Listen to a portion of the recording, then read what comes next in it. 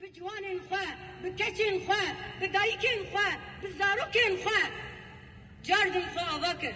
Cardin xwe da jiyankirin, zindî bû. û aniha tevayî parçeyên Kurdistanê de li ser piyan e.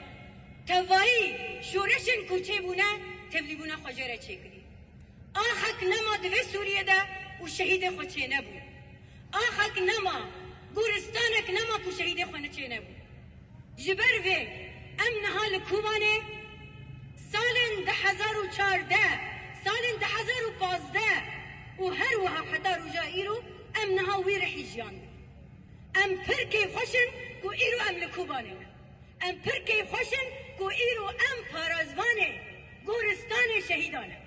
Em parazvanê malbatê şehîdan e. Em parazvanê gundê xwe ne. Welatê xwe ne. Bajarê xwe ne. Li ser vê yek însan lazim e tereddüdê jiyan neke.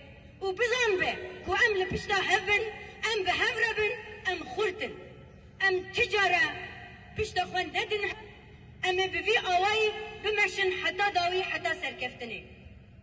Bi rastî jî ew helwesta ku gelê me tevayî Kurdistanê de li dervayî welat û li hundirê welat her çar parçê Kurdistanê ê ku raber kir, derî şewitandin, derî şikandin, sînor şikandin, îdî du hez, îdî ti cudabûn di nav Kurdan de nema.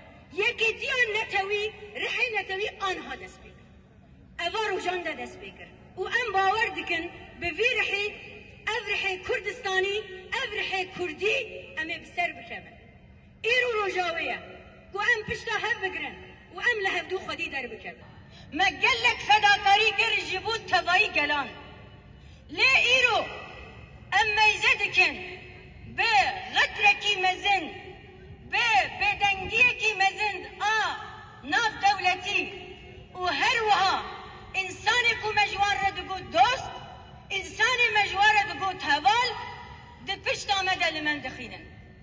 Lê em vê dizanin îxanet ti cara naçe serî. Tişta ku bi ser dikeve, rûmet û berxwedana gelan e.